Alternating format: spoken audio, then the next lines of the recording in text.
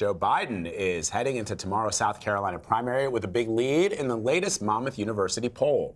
It shows the former vice president with 36% support among likely Democratic primary voters. In second place is Senator Bernie Sanders, who is 20 percentage points behind. Ed O'Keefe is in Columbia, South Carolina, with the latest on how candidates are making their latest pitches. Here in South Carolina today, candidates are holding at least 16 events on this final day of campaigning before Palmetto State Democrats go to vote. But with a Biden win seemingly likely, the other contenders are now fanning out across the country trying to hit up the states that are voting on Super Tuesday.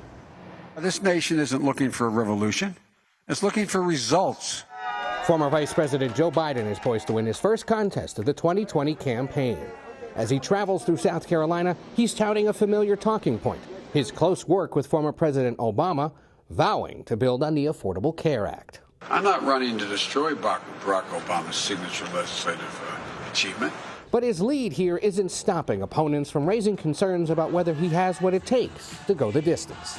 Joe Biden is a good friend of mine. I've known Joe for many years. He is a decent guy. But I don't believe that Joe can beat Trump when people learn that he voted for the war in Iraq. As candidates prepare for Super Tuesday next week, former Mayor Pete Buttigieg believes he can emerge as the best alternative to Bernie Sanders. We've got the most votes and the most delegates of any candidate besides Senator Sanders. I'm the only one who's beaten him anywhere. On the trail, Democratic contenders are speaking out more frequently about the coronavirus. They fault President Trump for not doing more to prepare the country. He's not leading, he's reacting much too late, and his incompetence really does put us all at risk. I believe this has been a dangerously incompetent response to a global pandemic.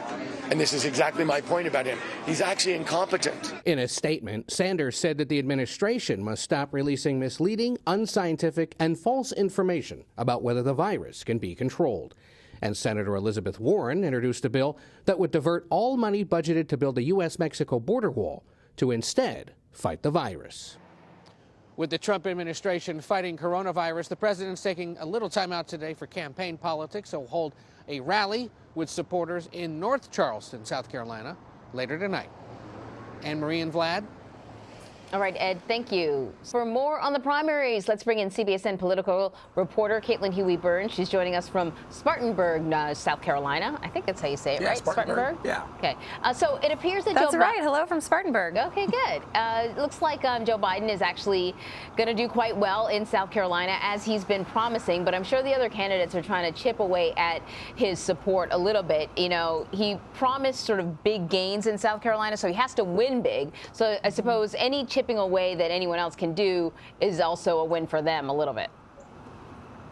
Yeah, that's exactly the strategy from some of these candidates, especially from Bernie Sanders, who we saw campaign last night and was raising questions about Joe Biden's electability. This race is certainly Joe Biden's to lose here in South Carolina. He's been calling this state his firewall. Some have been calling it his saving grace after losses in the first three early states. So he's really looking to make a comeback here. His campaign has actually been calling it the Biden bounce back. So we'll see kind of what the margins are. But those margins are important because just 2 days after the South Carolina primary, we have the Super Tuesday contests, which are going to be where kind of the bulk of the delegates are going to be allocated. And so that's what you're seeing from the other candidates here, kind of knowing that Joe Biden is poised to win this state, but they want to narrow down the margins. And they also want to be able to show their own support among African-American voters, who we know are a key constituency here, making up around 60% of the Democratic electorate here, and also for those states like California and Texas and other states that vote on Super Tuesday. So what would a landslide win, if that's possible, mean for former Vice President Biden moving forward? Well, it could certainly give him the needed boost to go into those Super Tuesday contests. Remember, he's been spending all week here in South Carolina really making sure that he's covered every inch of ground, that he's talked to every voter he needs to talk to, and leaves nothing on the field. Meanwhile, several of his rivals have been leaving the state over the week, going to those Super Tuesday states. North Carolina is just across the border here. And so he has really been focused on this state. So if that means he doesn't really have much runway to go back to the Super Tuesday Tuesday states. He also is not raising as much money as his rivals are, especially not as much as someone like Bernie Sanders.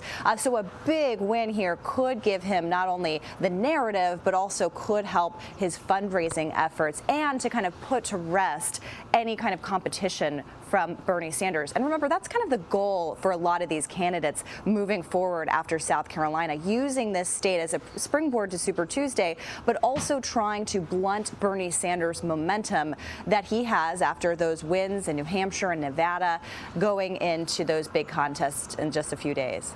So, Caitlin, throughout the series of contests that we've seen so far, voters have been sort of weighing the balance between electability and the issues that are important to them. What are you seeing in South Carolina? What's more important, where the candidates stand on the issues or whether or not they can beat Donald Trump? Electability is a huge issue here, as it is in other areas, and so is health care. We've been hearing from voters that health care is among their top concerns. We hear that across the board as well. But here in South Carolina, it's a very rural state. So you're hearing not only concerns about costs, but you're hearing concerns about access to care, access to actual hospitals. So that's something that the candidates have been talking about as well. I would note, though, for Joe Biden, when he comes to South Carolina, he's kind of a different candidate. He's much more energized. He kind of treats this like a homecoming, or voters kind of see him as a returning kind of figure who is long-standing in the state and is well known and respected. So it's interesting to see him campaigning here. It's very different from other events that we've seen him in. And I think this is the kind of place where he's been really making the electability pitch, talking about his role as vice president to Barack Obama, who of course is very still popular in the Democratic Party and especially here in South Carolina among black voters. And so that's kind of an interesting dynamic to see, that in addition to the issues, in addition to this question about electability, you have kind of a different kind of Joe Biden. Can he keep that up after South Carolina? The second most important issue, according to the polling that we have, jobs and the economy. So this is a top issue for Democratic voters in the state. It is, and we've been hearing, this challenge for Democrats campaigning in an economy that looks really good on paper, and it's something that Donald Trump is campaigning on in his reelection bid. He's actually going to be in Charleston as well, kind of doing this counter-programming we've seen him do across these early states. He'll be talking about the economy a lot, especially here in South Carolina, but voters often say that they don't see what he's talking about. They don't see it in their own bottom lines. They don't see it in their own personal economies, and that's kind of the message that Democrats are trying to speak to voters here. And they're also talking about education is a big issue here as well. So Saturday's primary comes just a few days before Super Tuesday. So, candidates are busy trying to shore up their support in South Carolina, but also looking ahead to Super Tuesday. Got to kind of split their time. What are they doing? Yeah, it's a really fast turnaround, and you're going to see by the time the polls close here that many of these candidates will be long gone from South Carolina on to these Super Tuesday states. Bernie Sanders is going to be in Virginia. He's also going to be campaigning in Massachusetts, of course, which votes on Super Tuesday, also happens to be the home state of one of his big rivals, Elizabeth Warren, who's trying to make a comeback on Super Tuesday as well. This is where I think the race is really going to narrow down, or it's going to have to narrow down. People are going to have to kind of reckon with the idea, if they're not able to win their home states on Super Tuesday, if they're not able to really make their case and gain delegates, I think we'll start to see this field shrink. All right, Caitlin, thank you so much.